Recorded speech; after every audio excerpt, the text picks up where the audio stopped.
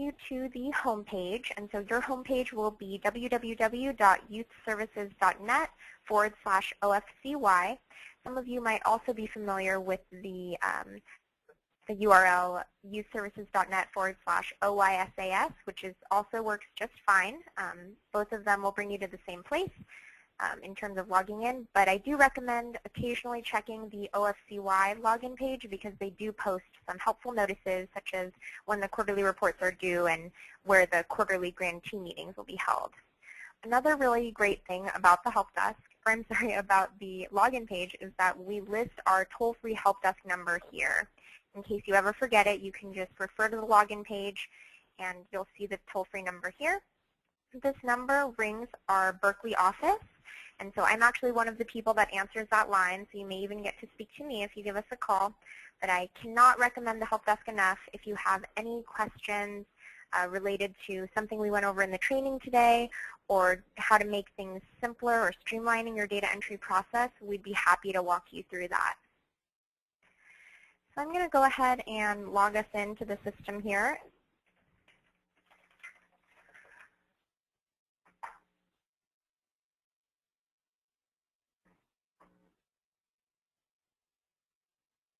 And so this is the home page that you will see as soon as you log in. If you are a grantee that has access to multiple sites, you may need to select your site first. But the first page that you'll see is this home page here. And so it is very important for you to enter in your program director contact information as well as all the program sites contact information. And these would be all of the sites that you provide services at. And so if you need to edit this page, you can go ahead and click the yellow edit button here. And you'll see there are some fields for you to fill in. And in case you serve more than 5 sites, you can actually click this plus icon, and it'll allow you to open up up to 20 service site locations for you to add. And before we move on, I wanted to make a quick note about saving in our system. I know that you all are very busy and there's always constantly interruptions going on. And so if you ever do need to step away from your desk, but you've been completing some data entry, please always remember to click Save before you step away. If you are away from your desk for over 60 minutes or 1 hour, the page will time out and any data that you've entered will not be saved, and there's no way for us to recover that. So I know you're very busy as it is, so we wouldn't want you to have to do double data entry. And so please remember to click Save whenever you can. So since I didn't enter any data on this page, I'm just going to click Return. And so we'll be going over each of the tabs on the left menu here. For now, we're going to skip the Scope of Work and Progress Reports, but we'll come back to those in a minute. So I'm going to move on to the Participants and Staff tab here on the left menu. And this is where you'll be creating all of your youth, adult, and program staff records. And so I'm going to briefly show you how to create each of these records. The first step when you are creating a youth participant is to always search to see if they exist in the system already. And the reason for that is you wouldn't want to create duplicates in your database for a single student. And so I'm going to go ahead and search for a Jake Doe, and you can actually also type in partial names there. It looks like there is no Jake Doe in the database, so that means I have the green light to go ahead and create Jake as a youth participant. So I'll click this yellow Add Person tab, and Jake is a youth. And so you'll notice that there are a few additional fields that are required for youth participants. And so we'll just fill in all of those.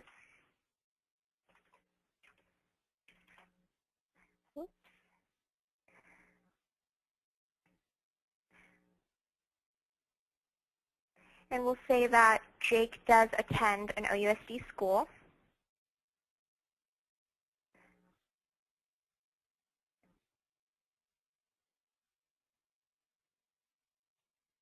And now that I've filled in all of the required fields, I can click the yellow Add Person button. Oops, one moment, please.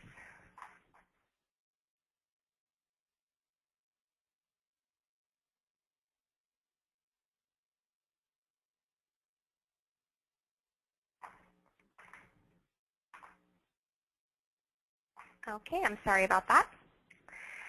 And so now that Jake Doe has been created, we can go ahead and view his record. And so you'll see there are some additional fields that you may fill out, but they are optional. And so one reason for filling out the parent-guardian contact information is that you can actually pull a roster from our system with all of the parent-guardian contacts.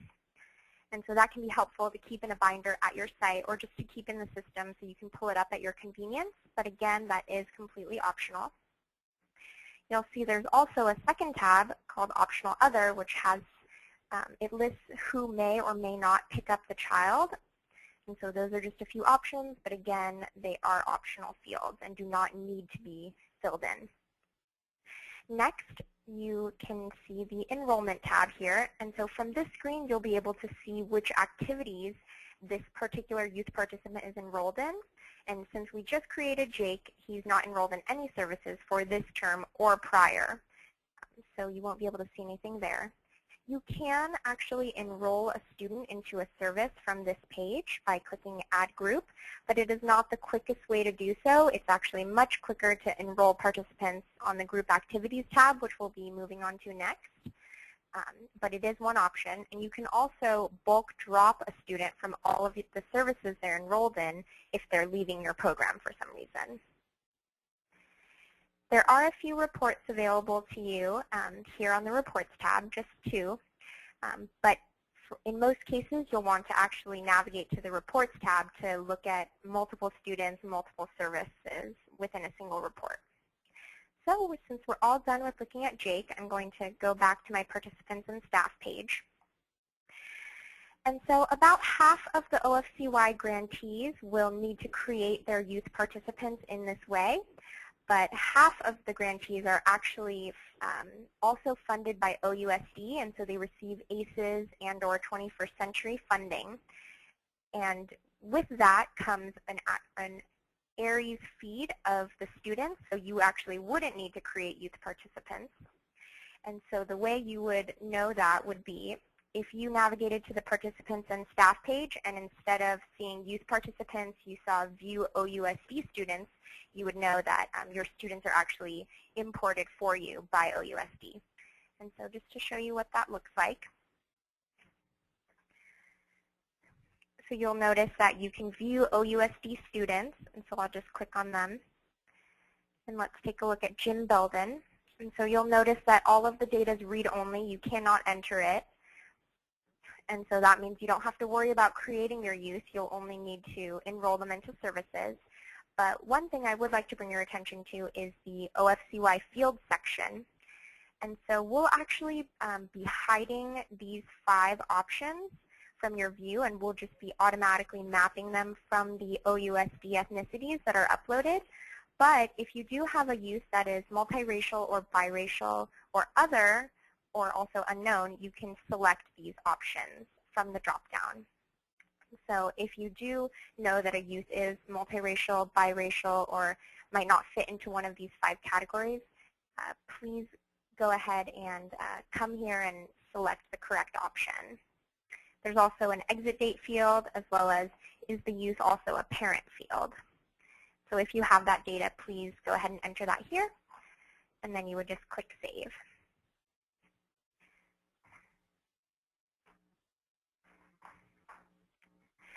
And so now that we've finished looking at youth and or OUSD students, we can go ahead and take a look at the adult participants. And so I'll just show you what an existing adults page looks like. So you'll see the fields are a little bit different than those on the youth form, and most of which are not required. The only 2 required fields are first name and last name. And you'll notice we also have Form 2 with a few additional optional fields, such as medical information and miscellaneous. And from here, you can also see which services the adult is enrolled in. And it looks like, again, this adult is not enrolled in anything during the current term. But when I change the drop-down to all, I can see some of the historical attendance data that was stored in his record. And so now that we're all done with adults, we can take a look at program staff. So you'll see again that their page looks a little bit different, and there are a few additional fields that are required, such as gender and ethnicity. And you'll see there are quite a few other fields as well. One thing to note is that when you are creating a program staff, you'll see a few additional options, the required fields like gender and ethnicity, and also some optional questions such as Oakland resident and LGBTQI. And Scott, did you want to mention or note why OFCY is collecting that data again today? We're actually collecting them to see if the programming staff is reflective of the youth and children that we're serving. That's okay, it. Great. Thank you, Scott. And so that wraps it up for our participants and staff section. Does anyone have any questions? If so, feel free to raise your hand or type in a question and I'll unmute you. Rocio Perez has a question. Okay, it looks like, let me go ahead and unmute you, Rocio. Hi, Rocio. Could you read your question aloud for us? It's a simple question. When you mean adult, is that 18 or over or 21 and over? So OFCY funding serves children and youth 0 to 20, anyone under 21. So when you're enrolling your program participants, if they're 20 and under, you're going to enroll them as youth participants. If they're 21 and over, they're adults. Thank you. Okay.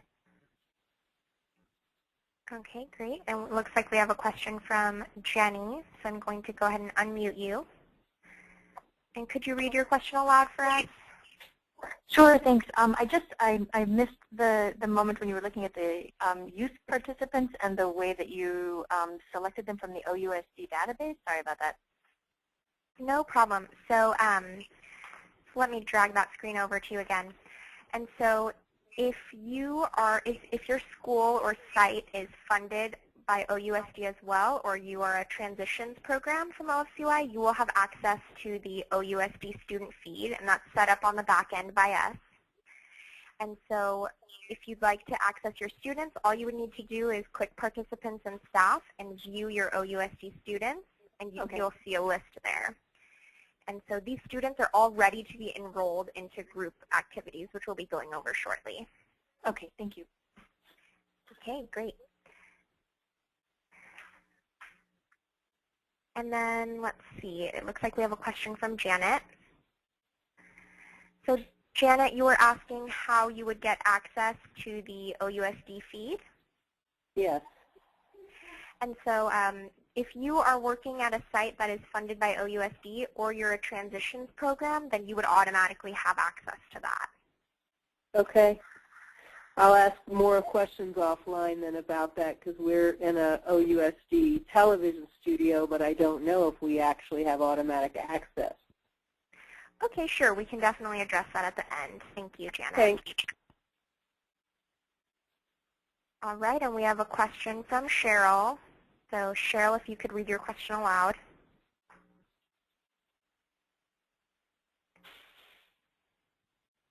Okay, it looks like Cheryl might not be able to speak aloud, and so I'll go ahead and read her question.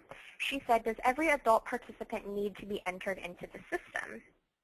And I'm not sure if you want to add anything, Scott, Deborah, or Terry, but as far as Cityspan is concerned, if you are serving the student with OUSD or OFCY funds, then they do, or I'm sorry, the adult participant, they do need to be entered into the system if they are receiving services. Correct. I think the only caveat to that would be in the event of an event. So, and Jennifer will go into this a little bit further, but when you create events like a big group gathering, maybe it's a celebration during the winter holidays or at the end of the school year, and you have 100 adults show up, you're not going to pass out enrollment forms for every single adult that becomes an audience member to that. So at that point, it just becomes an estimate of how many adults and children came. But if you're providing a group activity or individual activity to an actual adult, each adult has to be enrolled. Okay, thank you, Scott. And so I don't see any questions for now, so I'm going to go ahead and move on to the Group Activities tab. Feel free to type in any other questions you might have while I move on.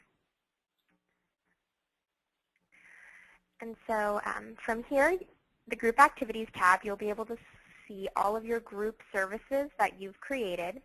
And so any group services that you created in the RFP that was last December, they have automatically been carried over into your site, and so you will not need to create them as new. And so what that means is you'll be able to go into the activity, and your funding source will already be selected. Your location will also be carried over, as well as your activity category and projections, all from the RFP. And so the only steps you'll need to take will be to edit your schedule and add your staff. And so we can go ahead and go over that right now. So I'm going to click Edit right next to Schedule, and then I'll add multiple dates to the schedule. And so I'm going to have this activity run from September to June, and we'll say that it runs every Monday, Wednesday, and Friday.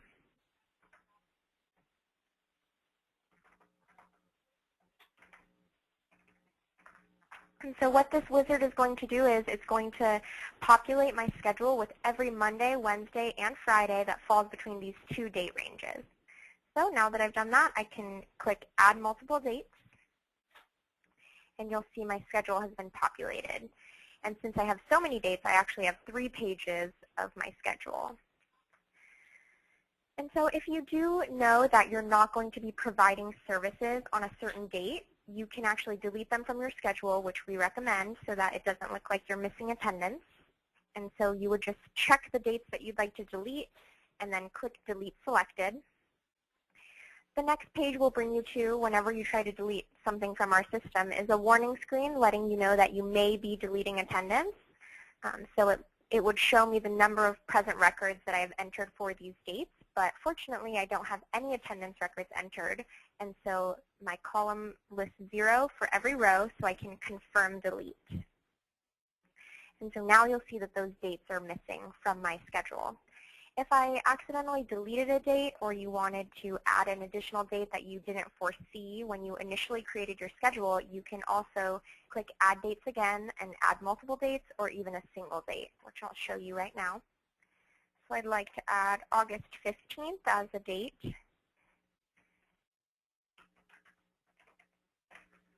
And so once I've entered my date, my begin and end time, I can add the single date, and it notified me that the date was successfully added.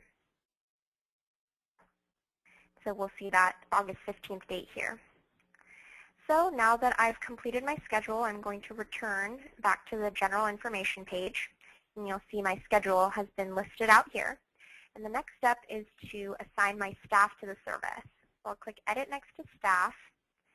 I'm going to assign a lead staff person. And so you can assign as many support staff and volunteer staff as you'd like to the service, but only one lead staff person, because that person is the one whose name will appear on sign-in sheets that you generate from our system. So I'll just assign a few support staff members as well.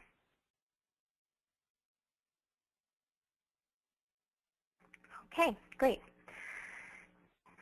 And so now I'll return back to my general information page, and we'll see that the page is mostly filled out. We can actually select an activity category as well. And these categories are specific to your funding strategy. So your categories may look different than these.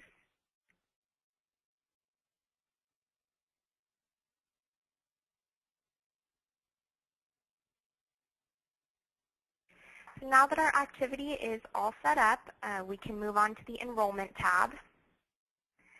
And so since this is a brand new activity, there's no enrollment in the service. And so I can either click the link here or click the yellow button to enroll some youth. And so you have a couple of options in terms of how you'd like to search for your students. You can search by last initial, you can search by partial first and last name, or you can also use our query tool, which is a little bit more advanced, but I'll just show that to you briefly.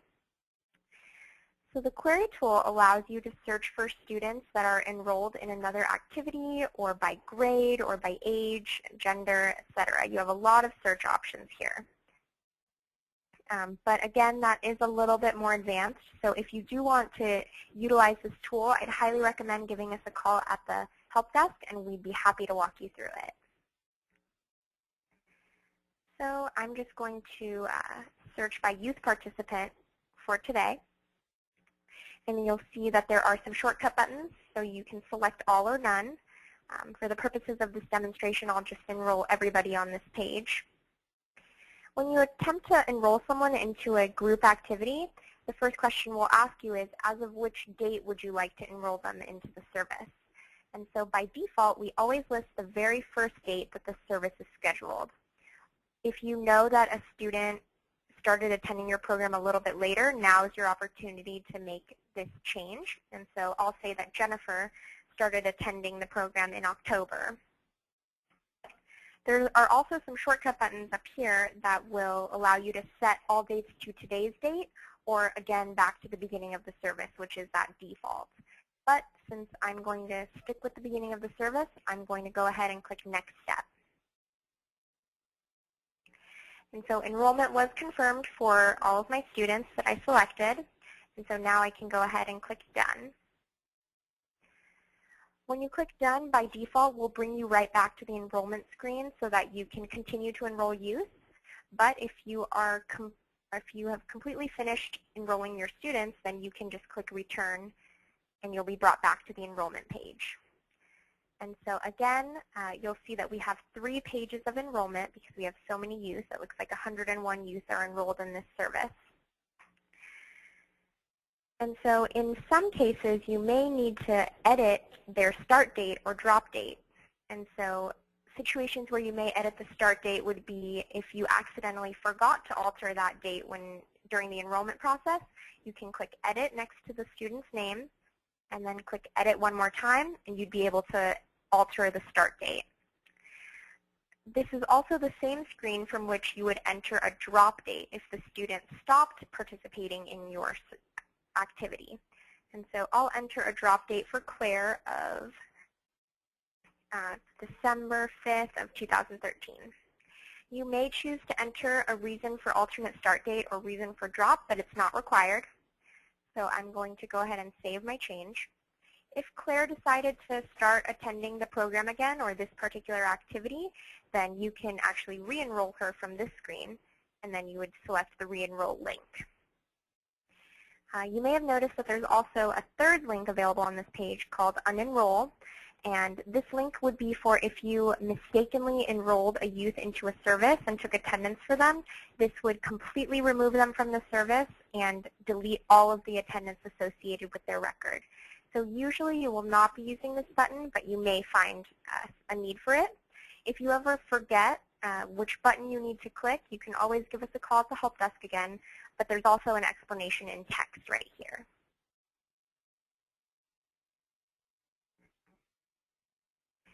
And so now that we're all done with enrollment, we can go ahead and move on to the attendance portion. So I'll be clicking on this yellow attendance tab. And so you'll see by default we list any date that has no attendance entered for that date. And so let's go ahead and look at August 15th, our first date. We do have some shortcut buttons for you to streamline the attendance taking process. And so, for example, if you know that only 2 students were absent, you can click All Present and then just mark those 2 students. And to streamline the process further, you can also, well, so actually we would need to save and see the next 50 because we have 2 pages of attendance, but I'll leave all of them as present. And so to streamline the attendance process further, you can also take attendance for multiple days very quickly by clicking Save and Next Day. And then it brings me to the next scheduled date of my service.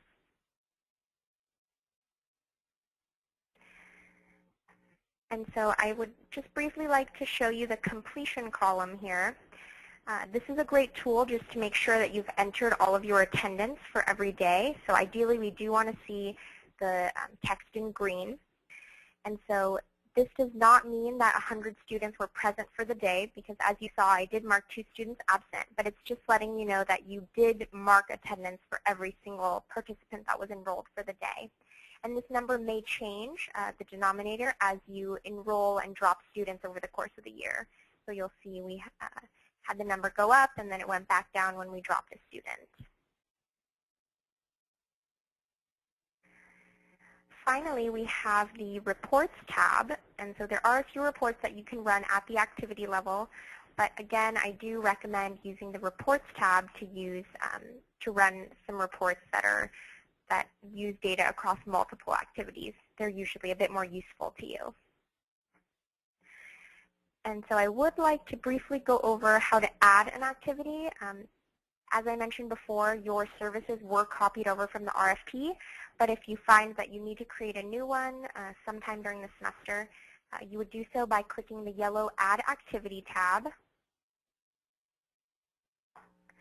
And so we would enter in the service name here. I'll just reuse the math tutoring, but we'll make it for the current fiscal year. And so you'll see that you need to select the correct funding source for this year. And so in this case, it would be 2013-14. We will be hiding a few of these options, so it won't be quite as cluttered. And then if you are funded by OUSD, you would mark yes, but in this case, I'll just mark no. And so I'll click Save and Proceed to move on. Next, as you may remember from the RFP, you'll need to assign all of your services to a location. And so these are created under the Locations tab here on the left menu, which we'll be getting to a little bit later. But I'm just going to use one of my preset locations that I've already created.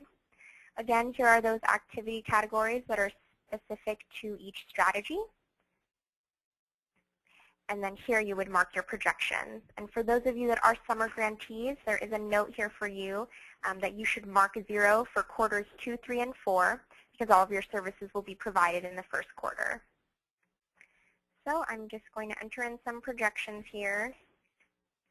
And one note about the projected participants per session, I do recommend that you enter a slightly lower number than the youth that you plan to have enrolled. And the reason for that is, as you know, students are not always attending your services every day, and so it makes your projected units of service a little bit more attainable.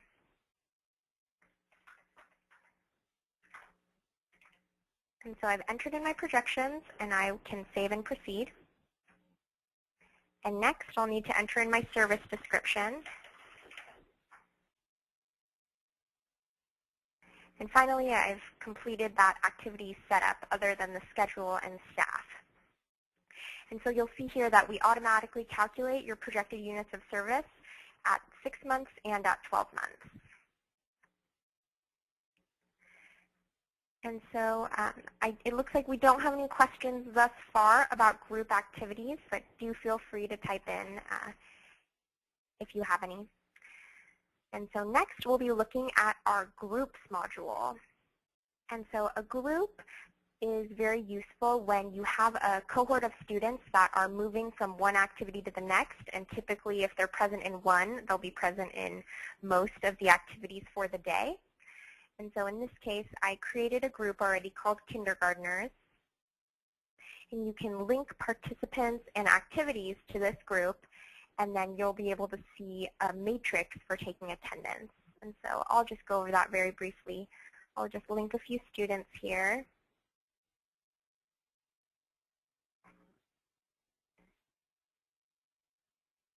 And then I'm going to link my activities. And again, it asks me for that enrollment date. It looks like I never set up the schedule for math, so I'm not able to set an enroll date yet. So let me do that very quickly.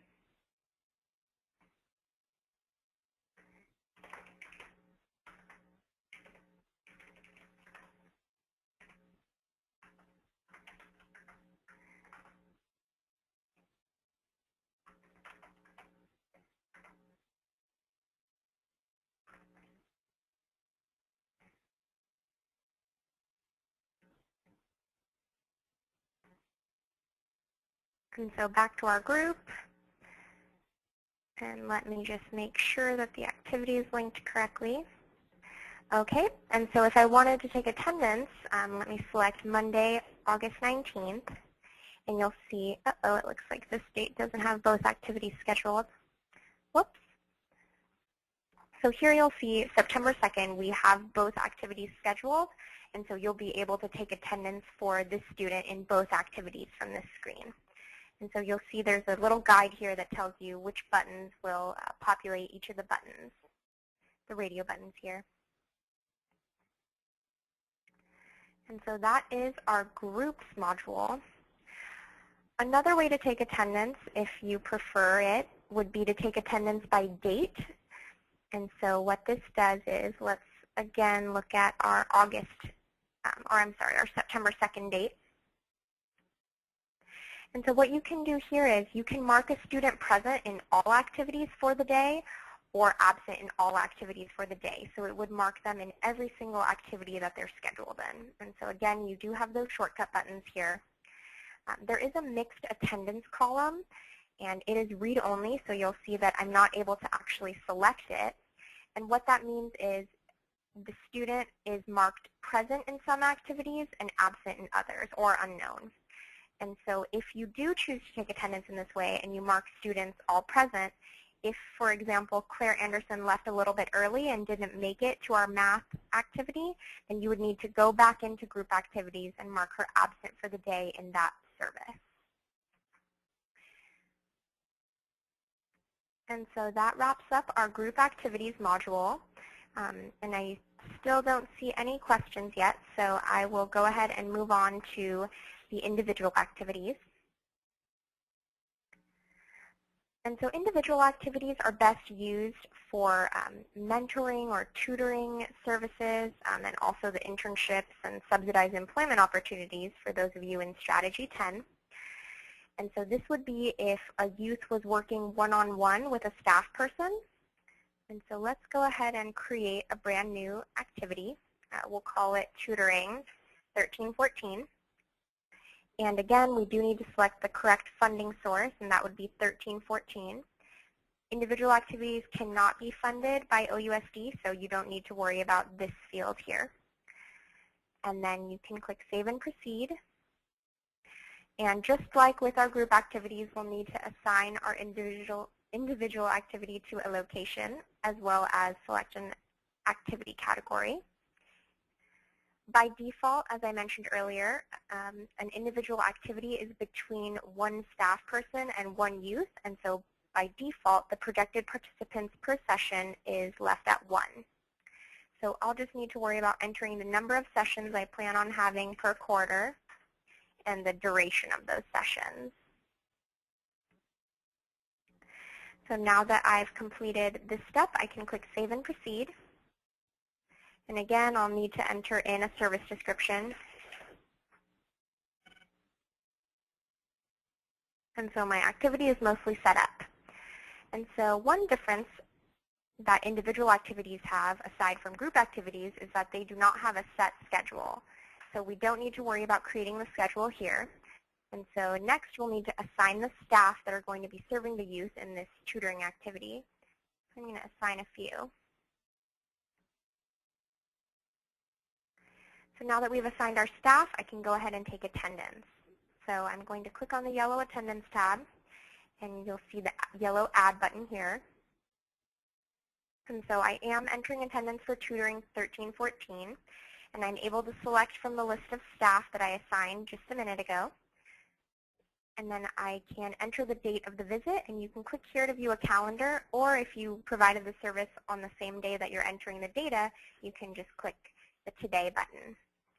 And I'll say that I served this student for 60 minutes. And I'll need to look up the student, again, by partial first and last name or by the last initial. And so if you're planning on entering attendance for one particular student, if you would like to add multiple attendance records, then you can click Add Record and hold Name. And that will allow you to just quickly enter more attendance for that student. Alternatively, if you're just entering one record, you can just click the Add Record button. And so if you did find that you made a mistake on your data entry, you can click here to edit. Oh, I'm sorry. So here you would only be able to add individual service notes. But if you wanted to edit your, let's see. If you wanted to edit some attendance that you had already entered, you would just click on the attendance button. And typically there is an edit button here, but it looks like it's locked for today because I selected the wrong source here. But here you can also delete the attendance record if you entered it incorrectly. And so if we don't have any questions on individual activities, which I don't see yet, we'll move on to events. Okay, so I see a question from Susan, and her question is, if you have 4 interns being mentored at a time, would you mark 4 incidents of individual activities for a given day? And in that case, Susan, yes, I would. I would mark each intern would have their own record in the individual activity. So you would enter, for example, 30 minutes for each one of those interns. And so hopefully that answers your question. And if not, feel free to type in a little bit more. And so in the meantime, we're going to move on to events. And so events are a great module for if you are providing a service that Scott mentioned earlier, like an assembly or a celebration that you won't necessarily be tracking every single person that walks through the door, but you'll have a rough number of the attendees. And so I already created a Halloween dance here that I actually used yesterday. But the event creation setup is very similar to the individual activities and group activities, so I don't think we'll need to go over those again. But in terms of adding attendance, it is a little bit different. And so you can see here those edit and delete buttons where you can alter these dates. But I'm going to click add just to show you what it looks like to add an additional date. So I know this was our Halloween dance, but let's push this into November. And I'll say that we had 60 attendees, 30 of them were first-time attendees, 5 of them were staff, and the dance lasted 2 hours. So now that I've completed that, I can click Save and Return, and we'll see that record has been added to the attendance list. And so this is a good module to use, again, if you're not tracking the exact participants that are participating in the activity. And so I don't see any questions regarding events, and so we'll move on to the Locations tab. And so as I mentioned earlier, locations need to be assigned to every single service that you're providing.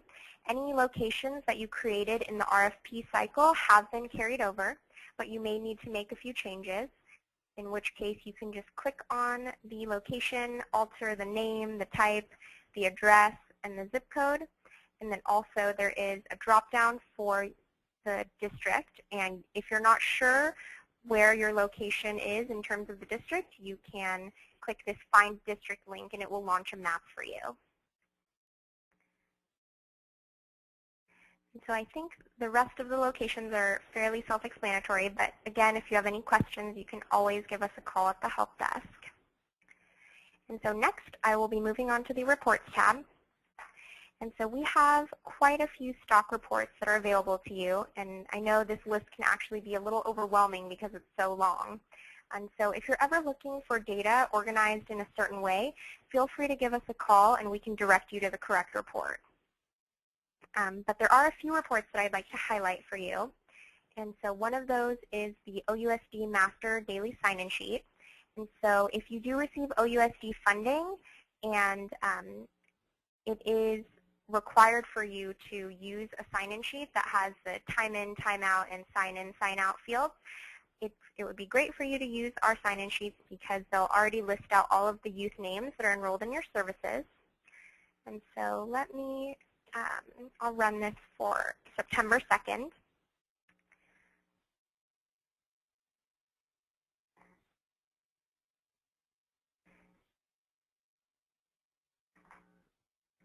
And so you'll see here it lists all of my youth names and has all of the ACEs, assets, and 21st century required fields here.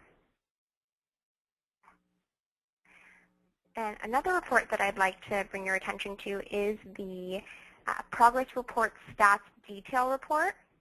And so you would want to select the one for the correct fiscal year. So in this case, it would be 13-14, and we'll likely be hiding some of these older ones.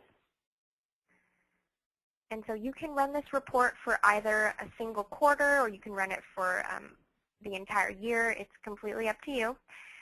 And so whatever works the best for the data that you're trying to capture. And so you'll notice that this report gives you a breakdown by activity of all of the projections as well as your actuals. And your actuals are calculated from the attendance that you enter directly into our system. So we don't have very many actuals here since we haven't entered very much attendance into this demo site, but your sites will all look much better than this. And so this will help you determine if your projections are a little bit too high for some of your services. And the OFCY policy is that you can alter your projections up until the end of the third quarter. Is that correct? Yes. Yes. And so up until the end of the third quarter, you can alter your projections. So I do recommend checking this report just to make sure that you didn't over-project your services and that your activities are meeting your goals. And so we do give you the breakdown by group as well as individual and event. So that is one useful report. Another report that we find to be very helpful is the missing demographic summary. And so that's located towards the bottom here. And this report is going to let you know if any of your youth are missing some key demographic fields that OFCY would like to capture. So I'll run this. And so for brand new grantees, it shouldn't be as much of an issue since now most of these fields are required for you to create your youth. But especially for returning grantees that may have had youth that have been attending your program for years, I would recommend running this report just to make sure that you filled in all of the required fields. And so we can see here that for gender, about 19 out of the 46 participants who attended during this date range are missing their gender. And it does give you a breakdown for each of the different demographic fields.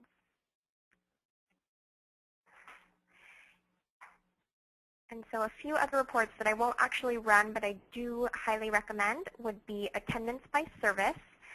That gives you a breakdown by date of all of your activities and each of the students, so you can see which students are lacking in their attendance or just haven't been participating very much. And also services with missing attendance is great because at a glance you can quickly see all of the services that have dates that are missing attendance.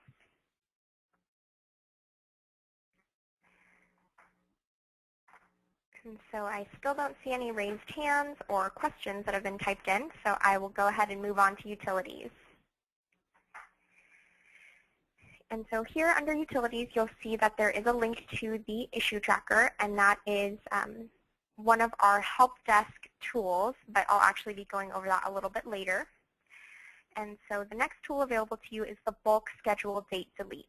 I'm going to go ahead and click on this. And so what this tool does is it will allow you to delete a date across all of your services in the site. And so this can be particularly useful for dates like Christmas or winter break because you know that you're not providing services on that date, and so it can be a bit cumbersome to go through each activity and delete those dates. So for example, I'm going to enter in the 2nd just because I know that that's a date that I have scheduled. And so I'll click Find Services. And so this is, again, that warning screen letting you know that you may be deleting attendance records. And so in this case, I have 5 attendance records entered for math tutoring and 101 attendance records entered for Terry Test 1. And so if you truly know that you did not provide services on this day, you can go ahead and delete the dates from the service, and all of that attendance will be deleted along with it. But it also is a good reminder for you that, or notification that there may be some data entry issues at your site, and so just something to keep in mind. But since we know that this date was a holiday, I'm going to go ahead and click Delete. we do make you go through one more confirmation screen just because you can delete a lot of attendance this way. And so I know that that can be an annoying extra step, but hopefully it helps prevent people from deleting attendance that they actually needed. So once I click Confirm Delete, I'm brought back to this page, and that's how I know that that date was deleted from my services. Next is the Participant Status Update tool.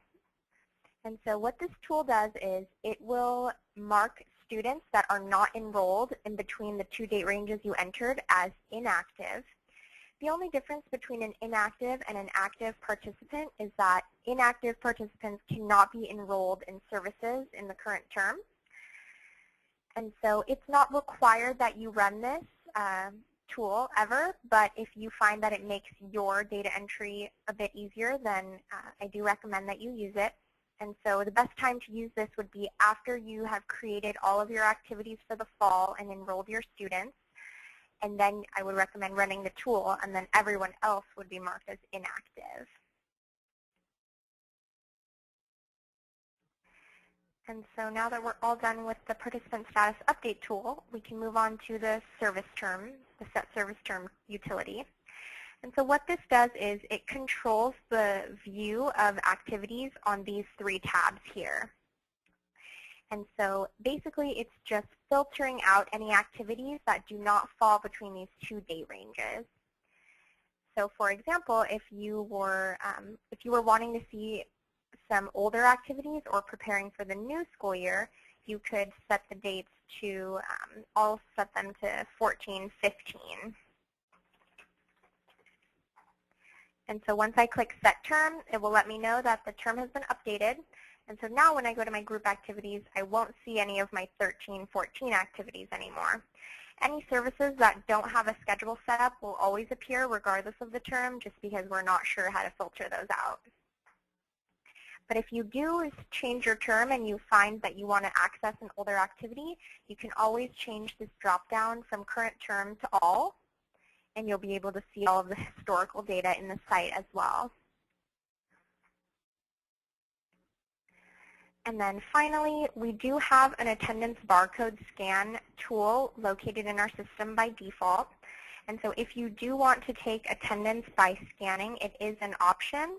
I know that a lot of people think that attendance scanning would be a lot faster than data entry, but actually it can take a bit longer just because if you have 30 students present and 2 students absent, just by clicking the All Present button and marking those 2 students as absent, you've completed your attendance for the day for that activity.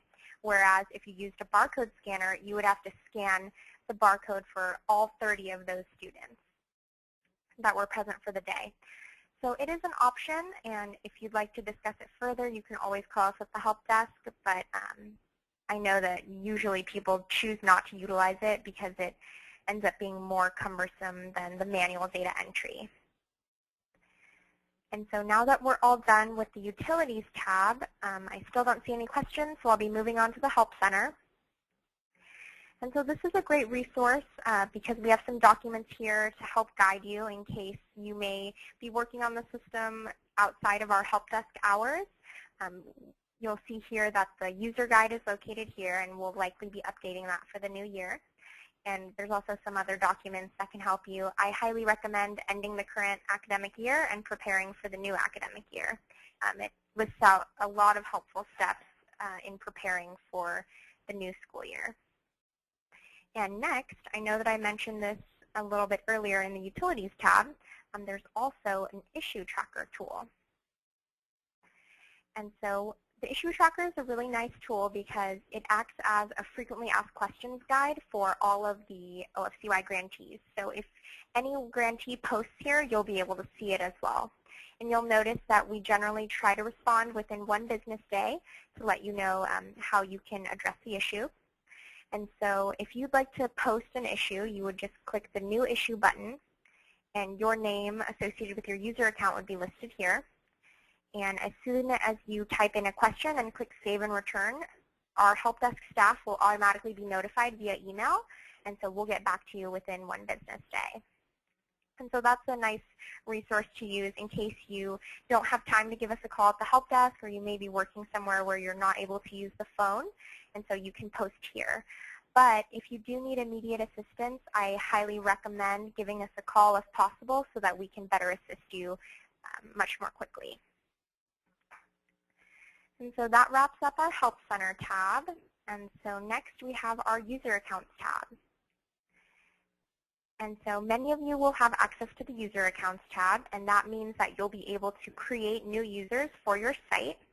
If you need access to multiple sites, then you would need to request that through your grant monitor.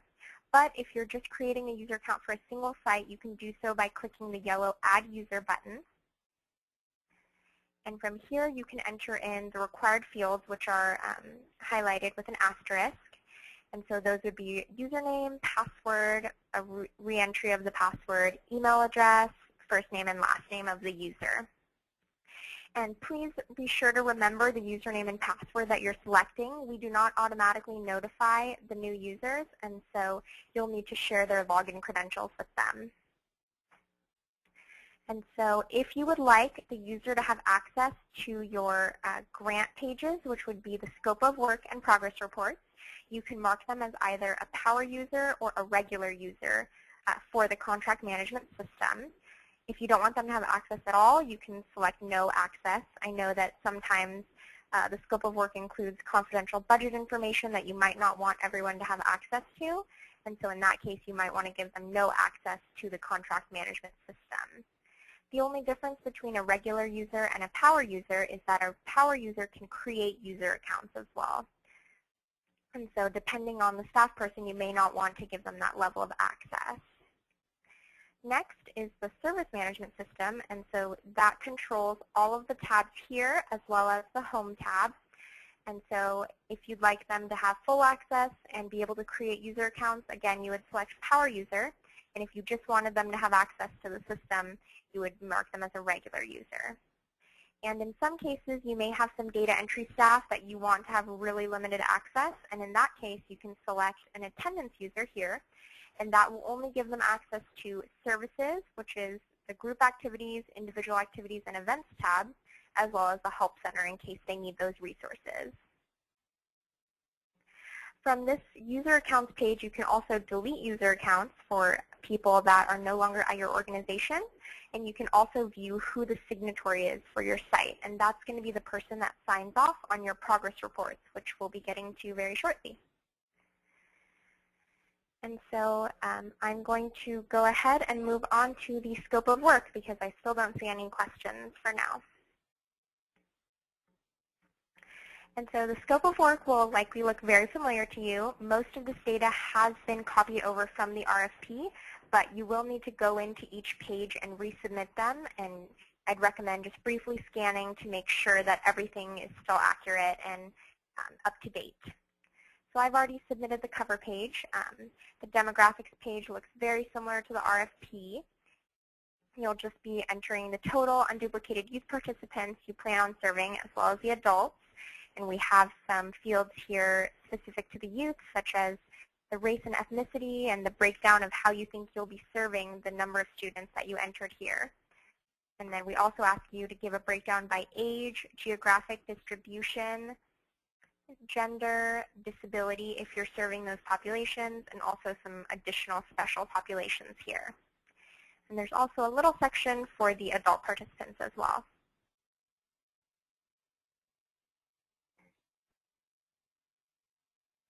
Next is the budget, which was also copied over from the RFP. And so this budget is very empty, but you'll see here that you can enter in your total project budget and how much of that you're planning on having covered by OFCY. One thing that I'd like to point out about this page is that your OFCY approved award amount will be listed at the very bottom of the page. Since this is our demo site, they don't have much of a budget here, but your official OFCY award amount will be listed at the bottom of the page. And so you will not be able to request a budget that is higher than your OFCY award amount, but I do recommend trying to maximize that as well.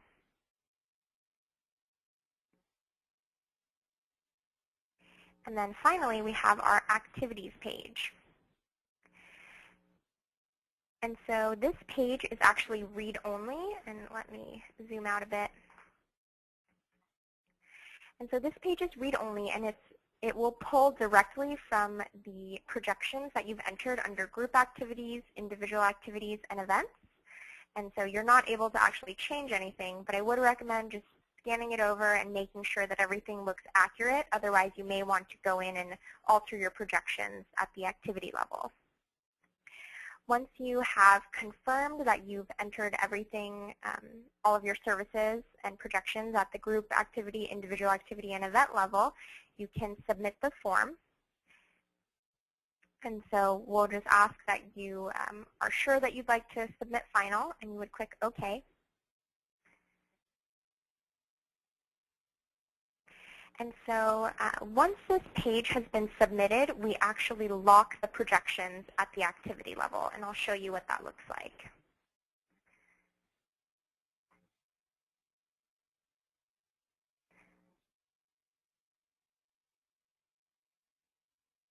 And so you'll see there was an edit button here, and it's no longer available. And you'll see a red bolded note that says, if you need to edit your projections, please contact your grant monitor to have your scope of work activities page unlocked. And so if you do need to make alterations to your projections, you'll need to contact your grant monitor. We cannot do that, unfortunately, at the Cityspan Help Desk. So it would be best for you to email your grant monitor so that they have a record of that in writing, and they'll be able to make the change for you.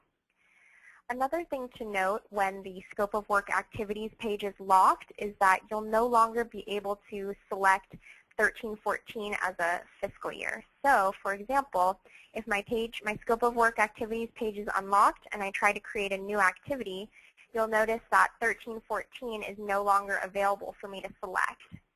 And if you're curious why, you can click the Why Not This Year, and it'll let you know that you do need to contact your grant monitor to have that page unlocked. So those are the two things that the scope of work activities page locks from you.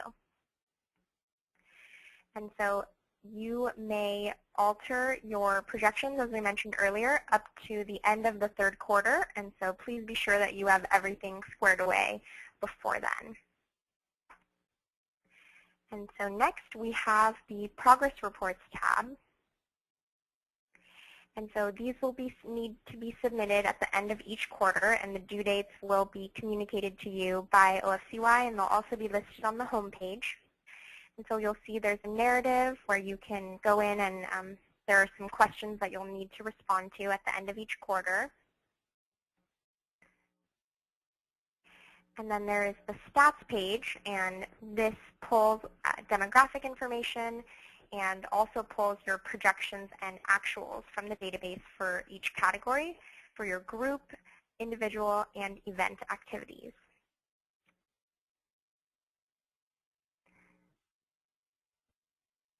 And then next we have our invoice, and so this is how you will request funds from OFCY for your work during each quarter. And so the approved award budget will pull directly from your scope of work budget page, and then you can enter in your expenses, and then the rest of the form is calculated based on the expenses that you've entered currently, and if you're in the second, third, or fourth quarter, we'll be calculating prior quarters payments as well. And you'll notice that you do need to specify who prepared the invoice and their title as well.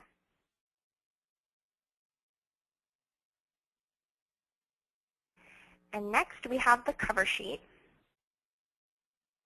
And so the cover sheet will ask you to justify why some of your actuals may have been less than your projected either sessions or units of service. And so you'll notice here it looks like for academic goal setting and counseling, we projected 5 sessions, but we had 0 sessions provided. So there's a difference of 5. And so we do ask that you justify why you did not meet the projected number of sessions or units of service. And there's also a section for general comments as well. And finally, once all of these forms have been submitted, the signatory for the site will need to sign off here.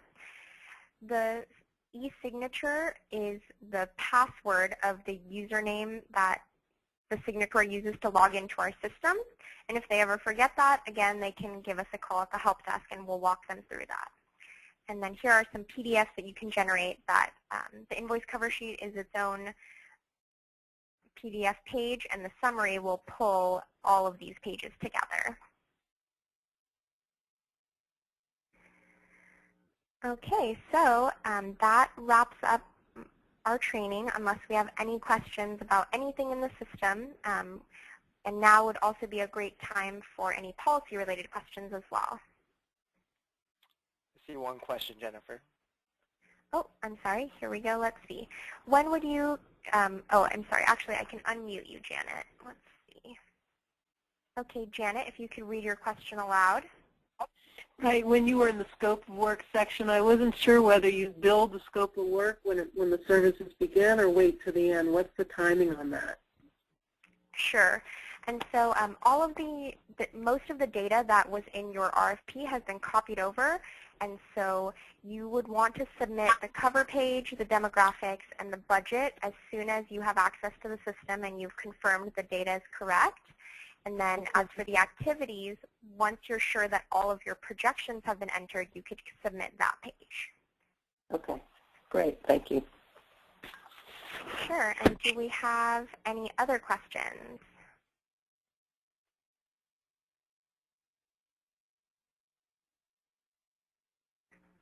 And so it looks like we have a question from Mary, and she's asked if the presentation has been recorded and if it'll be available later. And yes, it has, and so we'll be providing that shortly once it's been made available to everybody.